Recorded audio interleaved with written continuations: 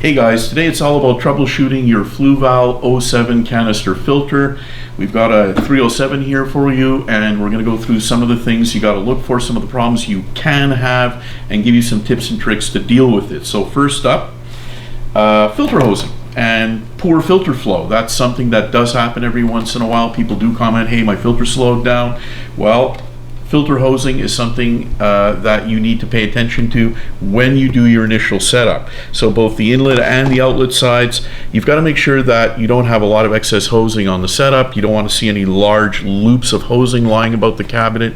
You want enough so that you can remove the filter from the cabinet to manipulate it, do your regular maintenance with, but not such an excess that you're going to actually have a lot of extra feet sitting around for nothing. So smooth, relatively direct path to the aquarium.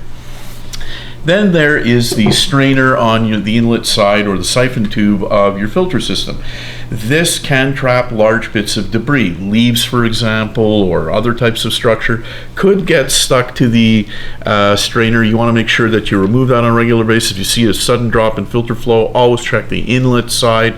We've done a filter video, by the way, or a maintenance video that does cover cleaning the strainer ball in here, the siphon ball, excuse me. That's part of the priming system. Please refer to that video and it'll show you how to do regular maintenance to keep that clean, because that is important as well. The flow is a little bit narrowed down at that point. You do have to apply regular maintenance to that to keep it flowing correctly.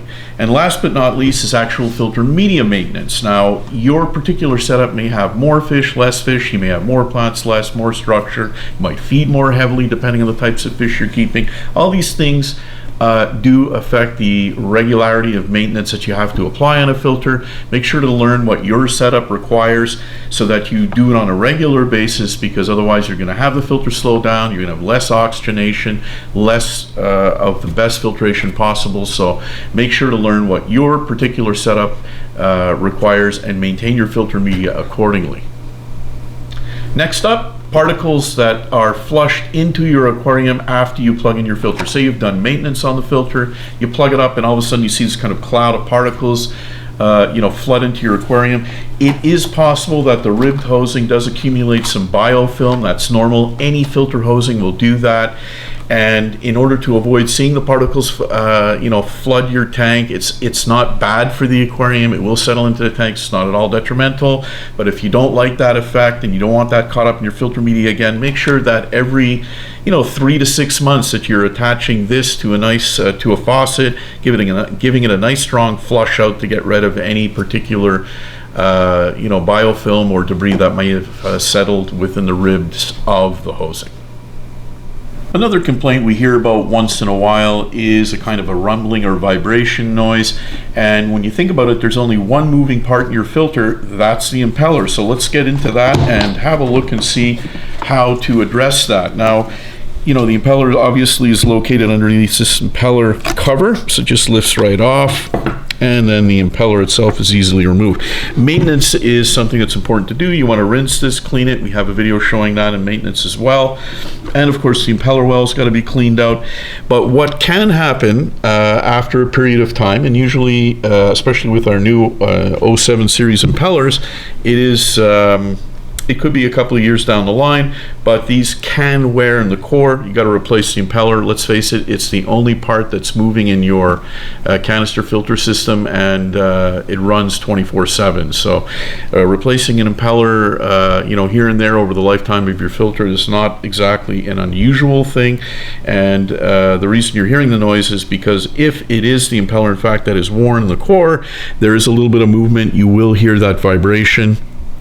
But like I said, with our new design, that's something that is going to be a relatively infrequent thing to have happen. We're pretty sure about that. So putting back the impeller cover, it's as simple. You just insert it in, click it in there, and that's it. So remember, keep the impeller clean. And if there is vibration, it may be time to replace it if it's been a couple of years that your filter's been running. If priming has been hard to accomplish, there are a couple of things that you got to look at. Now, first and foremost is making sure, as per your instruction manual, we do tell you that the top of the aquarium must be a maximum of 7 inches away from the water surface. Not 8, not 9, not 10, not 12. It's got to be a maximum of 7 inches or up higher than that, the water level. So make sure to pay attention to that. If it is a greater distance, it's going to be tougher to prime, and the filter's not going to operate as well as if you were within that range. Now, there's another thing that's very important too. You want to avoid trapped air as much as possible when you're priming your filter. And in order to do that, the output side of your filter, here's your output nozzle assembly. This should be slightly above the water surface while you prime. So you'll pump it 3 or 4 times. The priming will take place via the inlet only, and then push all the trapped air, or the great majority of it, out in one nice smooth motion in and out of the filter, or rather out of the filter. Once it's primed, then you just resubmerge the output just below the water surface, so you still get your good turbulence and oxygenation. Make sure to do that to avoid any problems with trapped air, because priming will become more difficult if you do have it. My filter is constantly emitting fine air bubbles into the aquarium. Well, that is something that we do hear from time to time, and there are a couple of main reasons why that can happen. We'll cover a couple of them right now. First off, if it's a marine aquarium you've got, if you're running a protein skimmer, make sure your protein skimmer does incorporate some kind of bubble trap, because if it doesn't, most protein skimmers will emit some fine bubbles into the tank. Can be really fine, but they do it constantly. You don't really notice it, and then what tends to happen is it accumulates in where? In your filter. That's basically grabbing everything in the tank. It accumulates it, and then every once in a while you have these gushes of air that get pushed into the aquarium. Well, that's because the filter's doing its job. The real source of the issue is the skimmer leaching those fine bubbles in the first place. So don't forget, marine tank guys who are using a canister filter, make sure that you employ a bubble trap for your protein skimmer.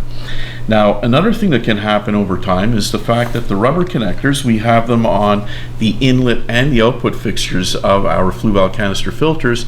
This rubber can harden up over time. It's just the fact of this kind of compound underwater, and they are removable, they are replaceable. You can buy them as a spare part, and this can be a part that you may have to replace every year or two. It's a possibility. If you don't, the inlet you can normally get away with because the other hose is, you know, in the water, but your outlet, a lot of the times this might be, for example, right at the water surface, and this interface, if it's exposed to air, that's the part that can be a problem, because air could be actually drawn in and at various times perhaps be an issue in getting blown into your tank and so forth. So that can be part of a factor as well. Don't forget, you can buy those rubber connectors as a spare part. My motor head is hard to install, and you know what, I have some leaks potentially at my motor head as well. Well, those are two common things we're gonna, or relatively common, that we're going to address in the same troubleshooting sequence. And basically that is a result of assembling your motor head and or positioning of the O-ring. Now let's get the motor head off here. You can see here, this one doesn't have an O-ring installed. There is a groove that goes around just beneath the light gray part of the filter. So what we're going to do is pop the O-ring in. What you do is make sure it's in that groove, and then you just follow it around and direct the O-ring into that groove. So there's where you've ended up with the O-ring installed. You do not want to be pushing the O-ring all the way to the bottom of this channel, and this we've seen on a number of occasions. That will guaranteed cause a leak. This is the O-ring receiving groove for the motor head. Now this O-ring has been pre-lubed, A325 Fluval silicone lubricant, indispensable product. Always make sure to put a little bit, massage it into the O-ring after you've cleaned out the groove, let's say for regular maintenance. Very, very important to do. So lubricate, make sure it's clean, make sure you position the O-ring correctly. You're not going to have any issues. Now, another thing that we did to take any possibilities of misaligning the motor head when you install it is on the 07 series, we have a much larger notch here. You can see where they have a model designation over here. It's a much larger piece. That, of course, this plug is made to go into that insert right there. And in the back, you'll see that there is an electrical boss here as well. This part here has been enlarged too to make it much more evident. So it's super easy to align. And there you go, filter head properly aligned. So that's it for our troubleshooting tips for the Fluval 07 canister filter line.